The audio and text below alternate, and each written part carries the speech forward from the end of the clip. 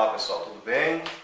Eu sou David Cavati, vou estar aqui apresentando para vocês vários estudos bíblicos, tá bom?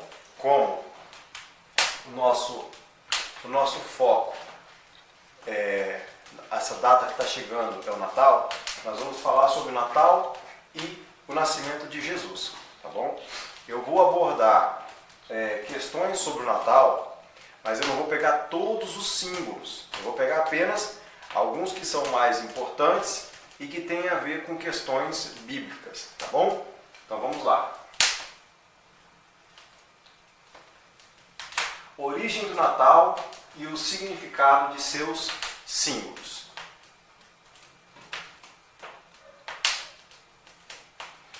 Observação importante. É importante lembrar que na Bíblia não há um único versículo que seja ordenando a comemoração do nascimento do Messias. Nem os apóstolos tampouco comemoraram ou ensinaram tal celebração. O que Cristo ordenou e os apóstolos ensinaram foi a celebração da morte e sacrifício de Jesus na cruz por meio de uma cerimônia conhecida por Ceia do Senhor. Então, antes de eu entrar aqui na questão das origens do Natal, esses barulhos que vocês estão escutando aí, é aqui a lareira que a gente está usando, que está um pouquinho frio, tá bom? A questão antes de eu falar da origem do Natal e os símbolos, eu quero deixar claro para vocês, isso aqui não é para fazer uma crítica, dizer quem é mais santo ou menos santo, quem é que faz do jeito correto ou não. Eu vou apenas mostrar aqui o contexto histórico, cultural e bíblico acerca dessa festa, tá bom? Porém, na Bíblia, nenhum discípulo, nenhum apóstolo, nem Jesus ordenou que fosse feito a comemoração do nascimento do Messias, tá bom? Mas nós vemos a ordenança de se comemorar o sacrifício de Jesus na cruz, que é conhecido por alguns como Ceia do Senhor e por outros Santa Ceia, tá bom? Eu vou fazer depois um outro vídeo sobre isso aqui, tá? Sobre qual foi o dia que Jesus morreu. Eu vou fazer um outro vídeo sobre isso.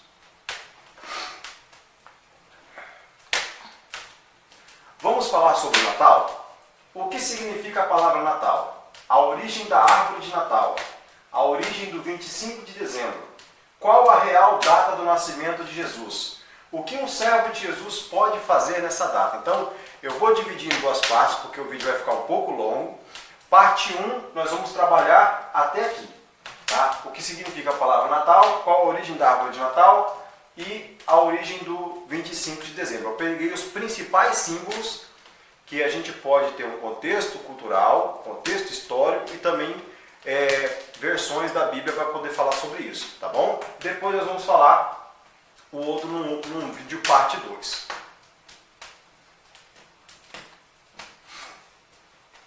O que significa a palavra Natal? Com origem no latim, natalis, a palavra Natal tem o sentido de data de nascimento e local de nascimento. Então, por exemplo, 6/10/82 é uma data de nascimento. A mulher, quando faz os preparativos quando ela está gestante, que ela faz ali todo o processo de cuidado no médico, aí chama de pré-natal, ou seja, antes do nascimento. E o local de nascimento, por exemplo, a cidade natal. A minha cidade natal é Ouro Preto do Oeste, Rondônia. Então, Natal tem a ver com data de nascimento ou local de nascimento. Como surgiu a árvore de Natal?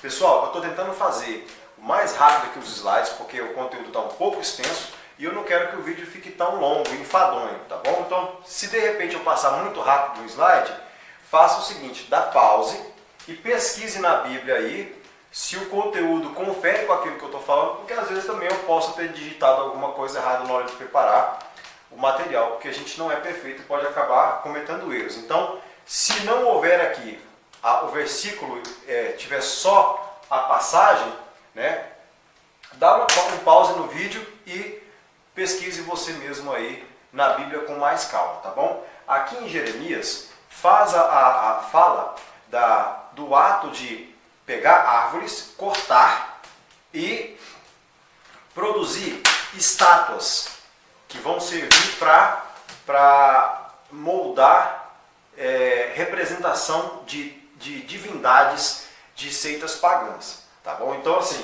não é possível utilizar Jeremias para refutar a árvore de Natal, porque isso é um anacronismo. O que é um anacronismo? Eu nasci depois da década de 80. Se aparecer alguém, por exemplo, aqui me cobrando uma dívida da década de 70, eu vou dizer, como posso ter uma dívida da década de 70 se eu nasci depois da década de 80? Isso é um anacronismo. Então, quando Jeremias fala aqui sobre o corte de árvores para a produção de ídolos e culto a seitas, aqui não existia o Natal como a gente conhece hoje. Então, ele não tem o contexto de refutar a árvore de Natal, tá? Mas o que acontecia aqui? Ele está refutando, ele está exortando pessoas que cortavam árvores, construíam estátuas que iam representar certos deuses de seitas pagãs, e depois essas pessoas banhavam essas estátuas com prata ou com ouro e prestavam culto a esses deuses. Ele está aqui exortando a idolatria, e não tem nada a ver com árvore de Natal, tá bom? O Salmo 115, do versículo 4 ao versículo 8, trata do mesmo assunto, depois você pesquisa com calma lá, tá ok? Alguns artigos apontam que Martinho Lutero foi quem introduziu o uso da árvore de Natal. Isso aqui já muitos anos depois, e vocês vão ver que houve um processo de sincretismo religioso. Se você não sabe o que é sincretismo religioso, é quando eu pego a cultura de uma outra religião, ou os deuses de uma outra religião, e trago para a minha religião, só mudo de nome. E vocês vão ver que há muito isso no mundo hoje, tá?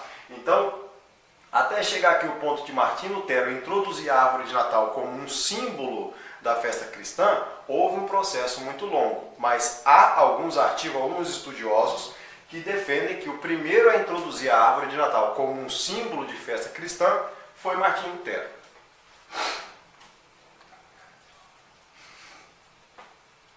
As árvores enfeitadas nos lares da Escandinávia, como carvalho sagrado dedicado a Odin. Odin era um demônio da tempestade, tá? E seu filho Thor, para o chamado solstício de inverno. Festas que tinham, entre outras coisas, sacrifícios de humanos e orgias, tá bom? Então, o que eu estou pegando aqui para mostrar para vocês? Existia dentro das culturas de vários povos, várias nações, o hábito de cortar um carvalho ou cortar um pinheiro e trazer para dentro de casa para celebrar a festa a deuses pagãos, tá bom? Aí são culturas diferentes, religiões, seitas diferentes, ok?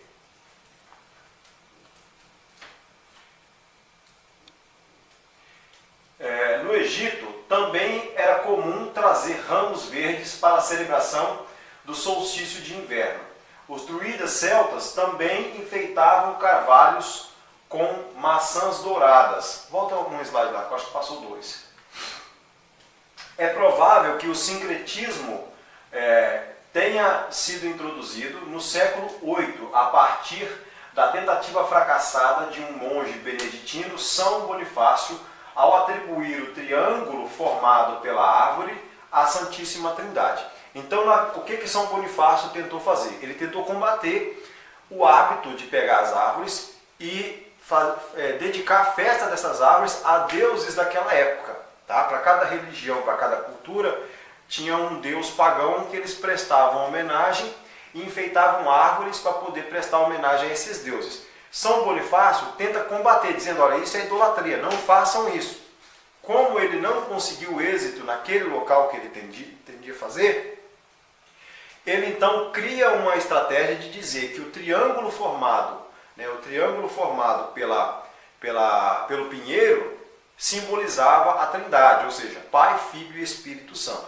É provável, tá bom, que a partir do século VIII, por meio de São Bonifácio, tenha começado esse sincretismo religioso entre o hábito da árvore e uma ligação entre o cristianismo, tá bom? Os romanos também tinham por cultura religiosa adornar árvores em adoração a Saturno. Como eu disse, sincretismo religioso, um deus na Grécia, um deus em Roma, um deus no Egito, eles tinham nomes diferentes, mas quando você analisa a história deles é muito parecida, porque se tratavam dos mesmos deuses, apenas com nome diferente. A gente vai estar vendo isso um pouquinho mais adiante. Pode passar. Aqui fechando aqui, eu já falei desse slide, mas ficou a parte aqui por último. Como saber que tudo à nossa volta é de origem puritana? Por que eu estou perguntando isso? Como você pode ter certeza quando você fala assim, eu não trago árvore de Natal para dentro da minha casa porque isso é paganismo. Eu sigo as coisas da Bíblia do jeito correto. Mas como você pode garantir que tudo dentro da sua casa é de origem puritana? Ou seja, você sabe de onde que veio as calças que você está usando, ou o vestido, ou os sapatos, ou os calçados, os acessórios que você usa? Quem garante que a indústria, a empresa que produz a roupa que você está vestindo, não é o dono não seja um pagão e parte do que ele produz é dedicado a um Deus? Como você pode ter certeza que tudo que você tem dentro da sua casa não é de origem pagã? Por exemplo, os dias da semana, você sabe o significado dos dias da semana? Você sabe de onde que surgiu a origem dos dias da semana? Você sabe o que significa o nome janeiro? O que significa o nome fevereiro? O nome maio? Você sabe o que significa os nomes das estações do ano?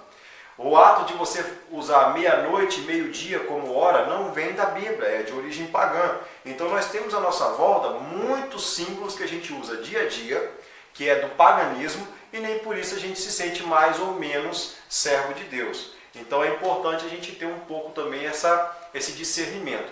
Eu vou deixar no link e na descrição, abaixo, nos comentários na descrição, um link que fala sobre o nome e a origem do dia da semana, dos meses do ano e das estações. E você vai se espantar com o significado de cada coisa. E você fala todos os dias. E nem por isso você é menos ou menos, mais ou menos servo ou serva de Deus por causa disso. Não é para ir agora na descrição, espere um pouquinho. Deixa eu terminar o vídeo aqui e no final do vídeo você vai lá para poder pegar esse link e complementar o estudo, tá bom?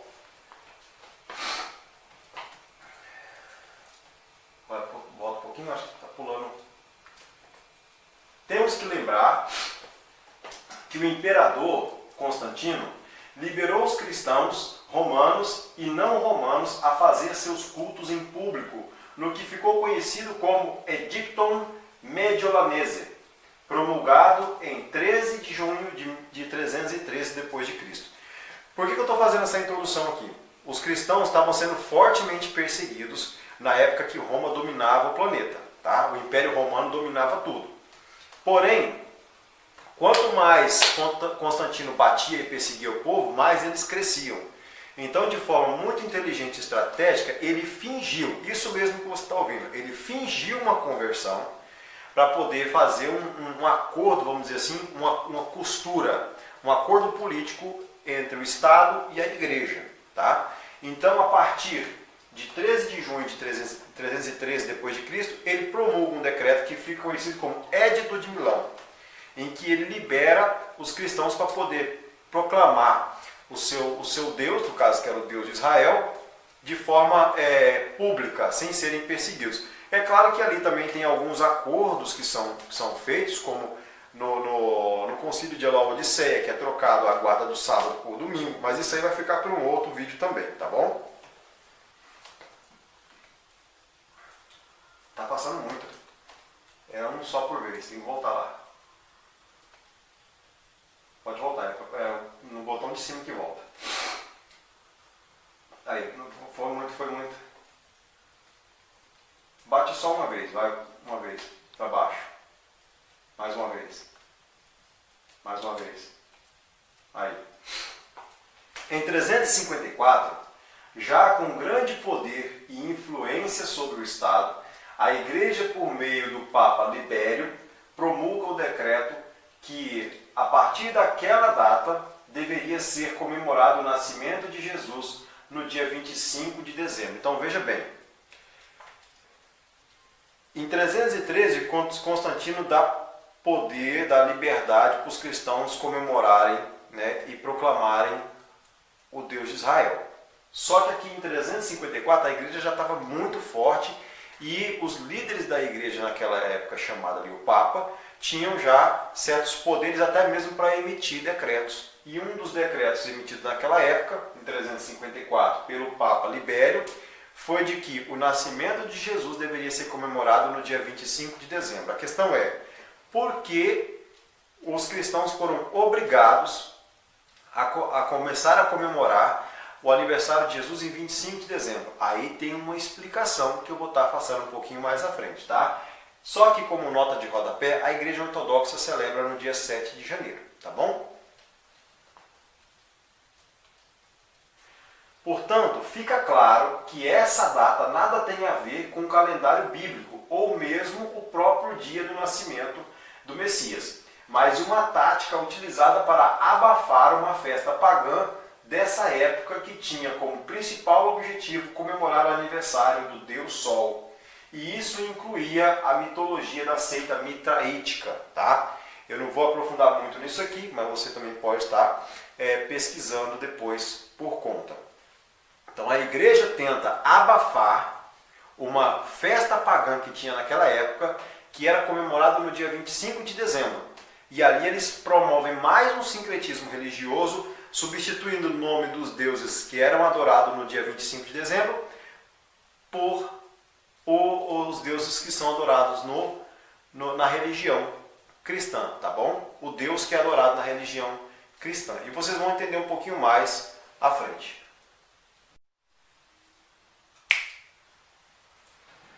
Ok? Então vamos agora para o próximo slide.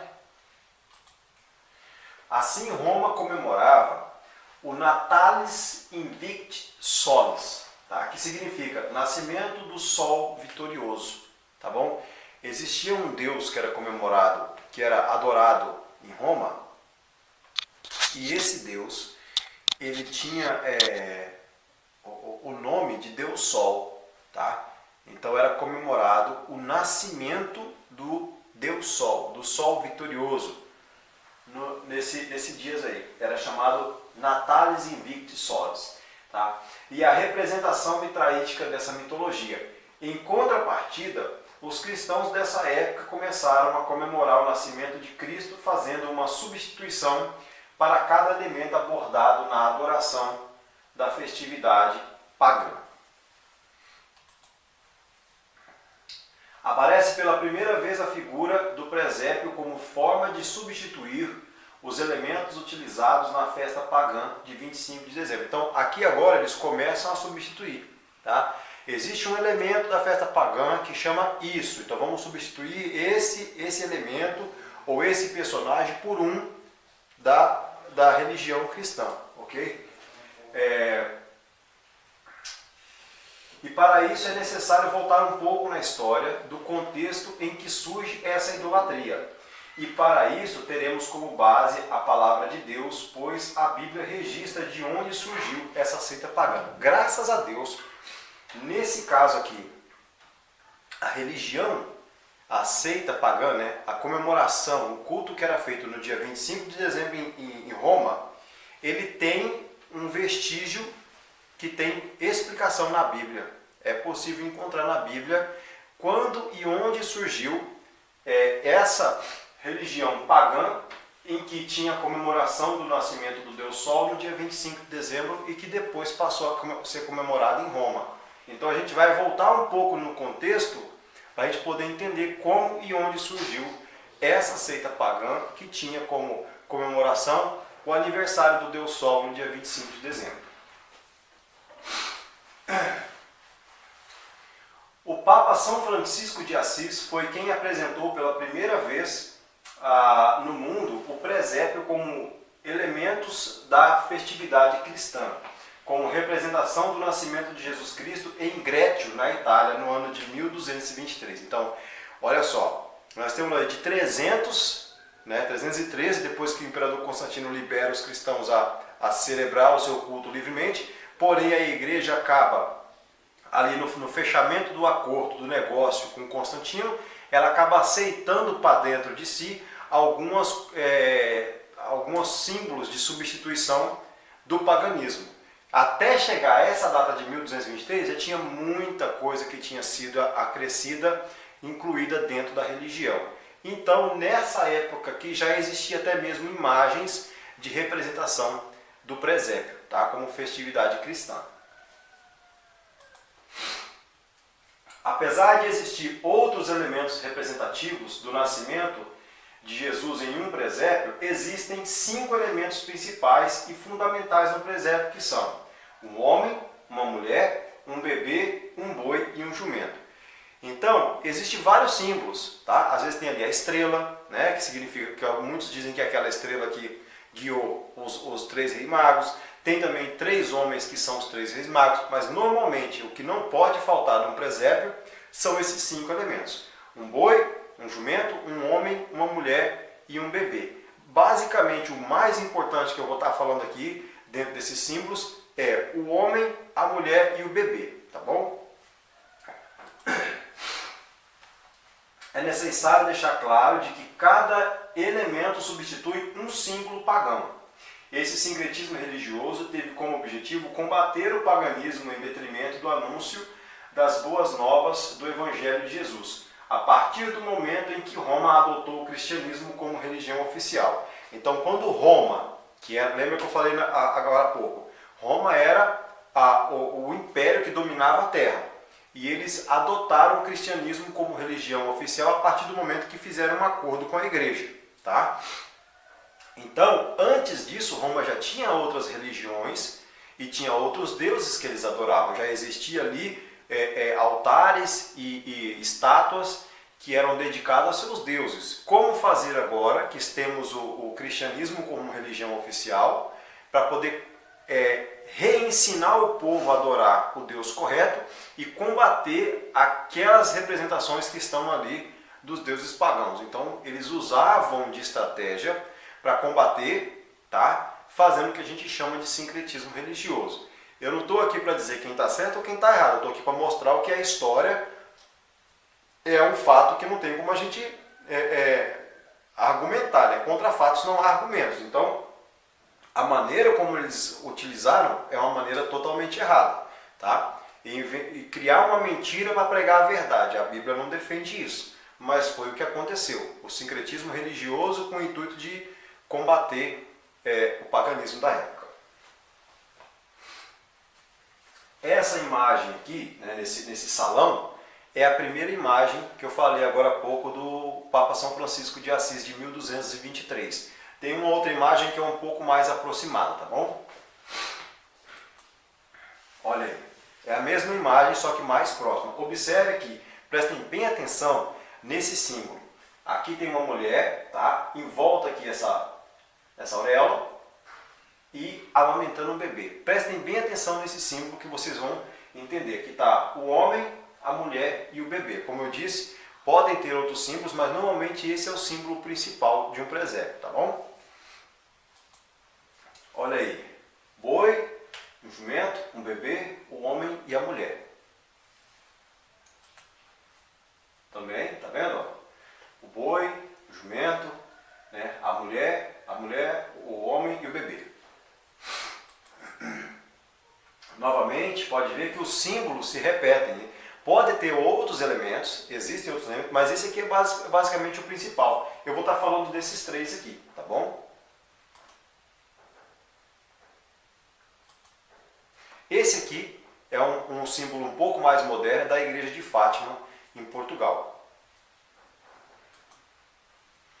Para isso, é necessário voltar um pouco na história do contexto em que surge essa idolatria.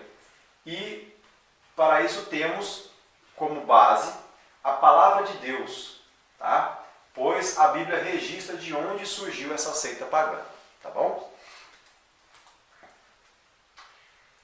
Olha, eu vou fazer aqui de forma bem resumida, depois você pode pesquisar na Bíblia, você mesmo, pega lá o texto, leia com calma, tá bom? Tá aqui as referências, depois você leia com calma, tá?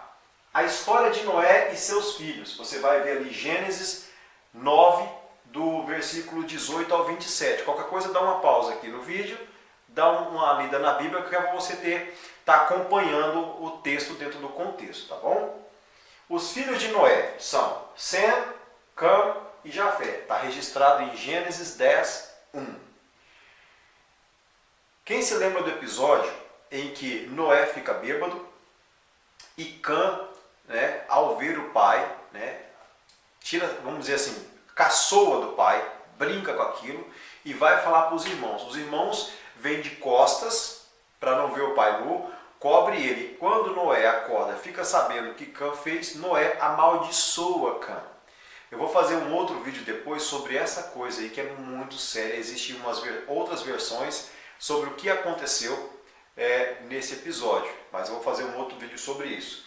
Então Cã se casa e tem filhos por nome de Cuxi, Mizraim, Puti e Canaã. Está registrado no livro de Gênesis 10, 6. Cuxi se casa, tá? E tem filhos por nome de Seba, Avlá, Sabtá, Ramá, Sabtecar e Nimrod. Está escrito em Gênesis, capítulo 10, do versículo 7 ao 8. Prestem bem atenção nessa árvore genealógica aqui.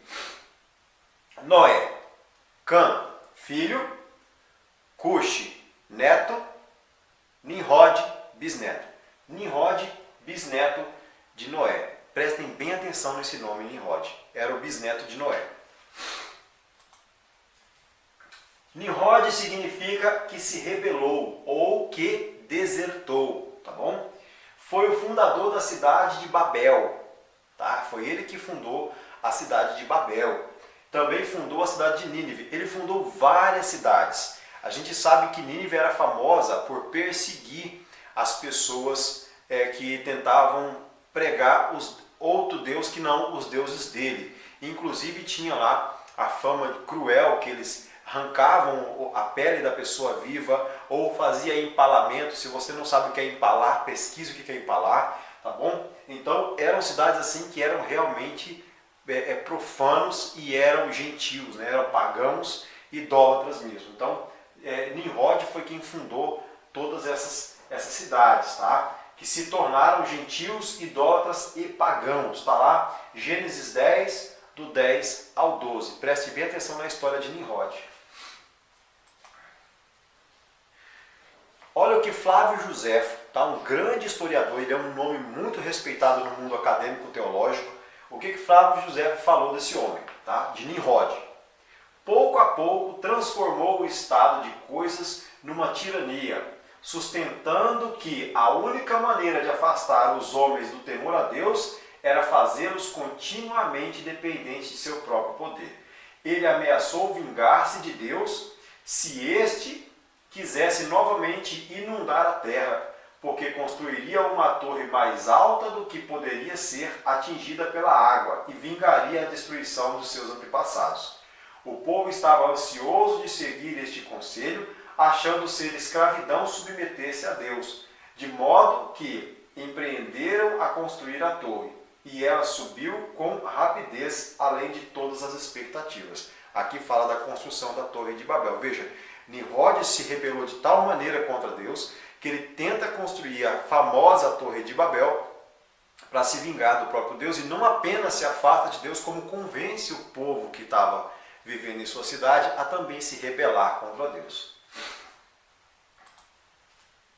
Nimrod, ou em algumas versões aparece Nimrod, tá? Filho de Cuxi com Semíramis. Cuxi se casou com uma mulher chamada Semíramis. Grava bem esse nome, Semíramis, tá bom? E bisneto de Noé, se intitula Deus. Nimrod, quando passa a tomar o poder, né, ele se auto-intitula Deus. Ele é o primeiro líder a se intitular um Deus, tá? Nimrod se intitula Deus e obriga todos a adorá-lo como Deus Sol. Tá? Quando ele se intitula Deus, as pessoas indagam a ele: que tipo de Deus que você é? Fala: eu sou a luz do mundo, eu sou aquele que vai brilhar sobre tudo. Não há nenhum outro poder mais brilhante que o meu. Eu sou o Deus Sol. Então ele obriga as pessoas a adorá-lo como Deus Sol. Nimrod toma a própria mãe por esposa e esta recebe o título de deusa Lua. Então, quando Cuxi morre, Nimrod casa com a própria mãe, toma a mãe por esposa e tem relações sexuais com ela. Então, se ele é o Deus Sol, agora a mãe e esposa passa a ser chamada de deusa Lua.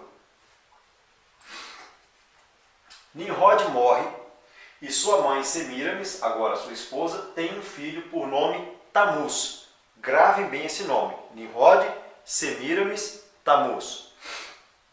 Semíramis espalha a crença de que o Deus Sol havia engravidado ela.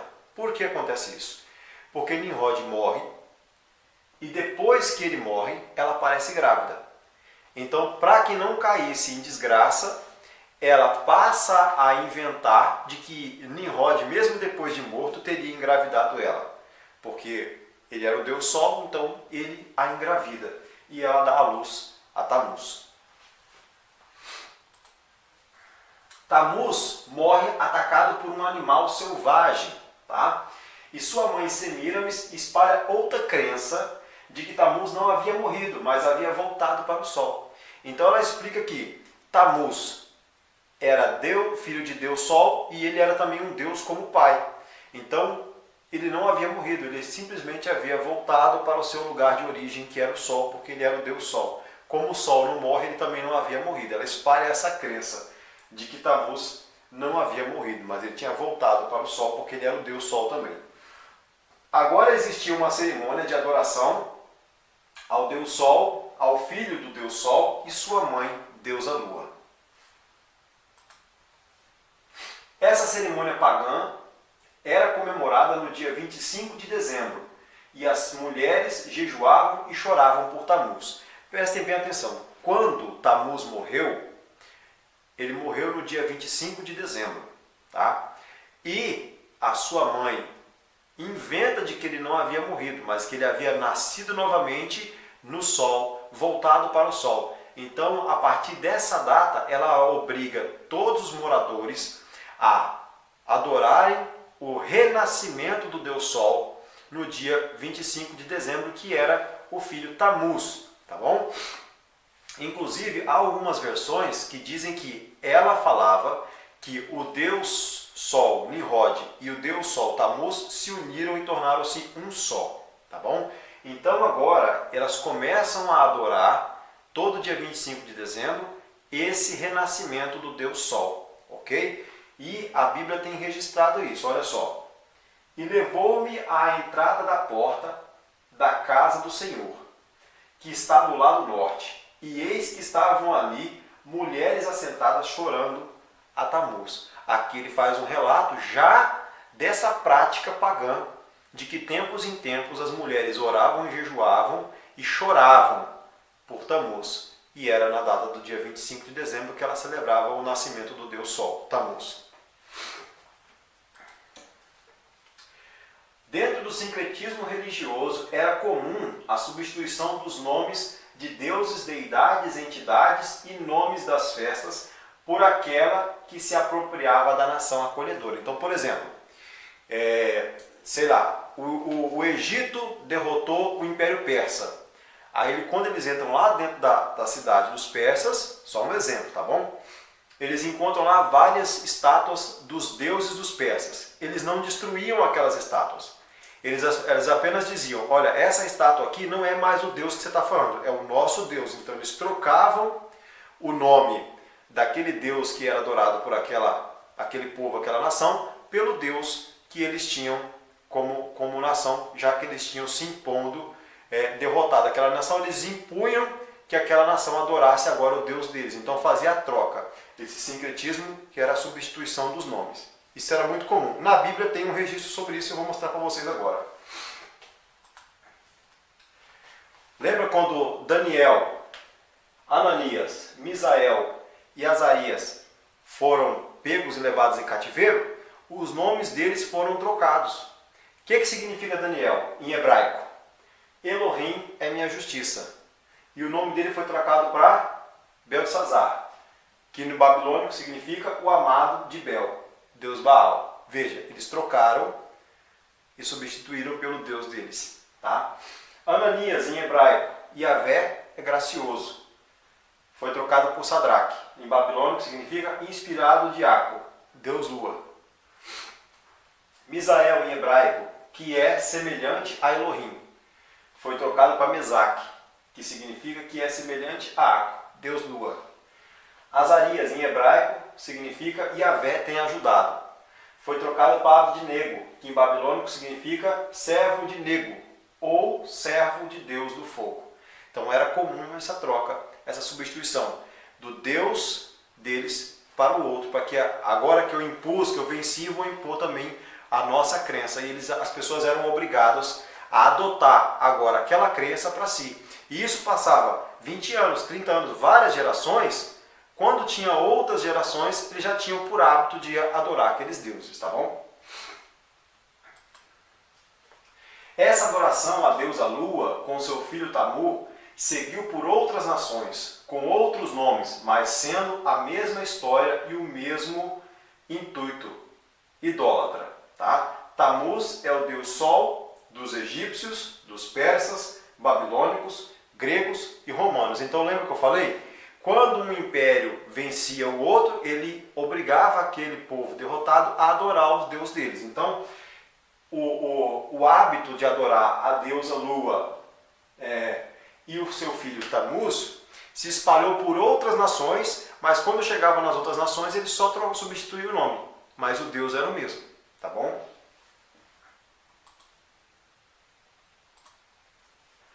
Aqui a imagem está ruim, mas vai aparecer outra melhor, tá?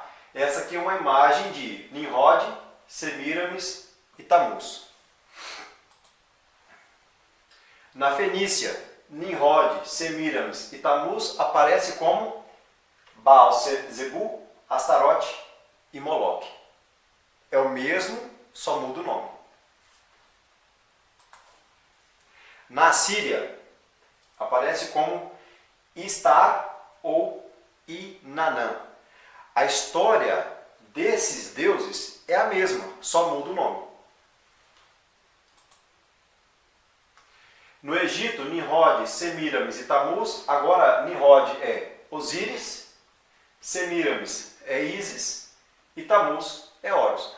O contexto histórico é o mesmo, só muda o nome. Na Grécia, Semíramis, Afrodite, Nimrod é Zeus e Eros é Tamuz. Em Roma, Semíramis é Vênus e Tamuz, Cupido. O contexto histórico é o mesmo. O que muda aqui é apenas o nome dos deuses. Como a gente tem costume de falar, só muda a cor do pelo. O bicho é o mesmo. Semíramis, Nimrod. Observe bem essa imagem, o formato, a anatomia do rosto dessa imagem. Agora aqui, num outro contexto, tá? A mulher amamentando Semíramis, amamentando Tamuz, tá? Na Babilônia, Semíramis amamentando Tamuz. No Egito, mas agora é Ísis amamentando Horus. O mesmo acontece, tá, na Suméria, só que agora o nome é Namu e Enki. Na Ásia, né, Shingmu. Na Índia, Devaki e Krishna. E aí, quando faz o sincretismo religioso agora que Roma oficializa o cristianismo, eles trocam para Maria e Jesus. É um sincretismo, mas o contexto histórico é o mesmo. Olha aqui o rosto de Semíramis na Estátua da Liberdade. Tá vendo aqui? A auréola? Olha, lembra que eu falei lá na imagem atrás, quando foi feito o presépio ali de São Francisco de Assis? Olha, olha, olha.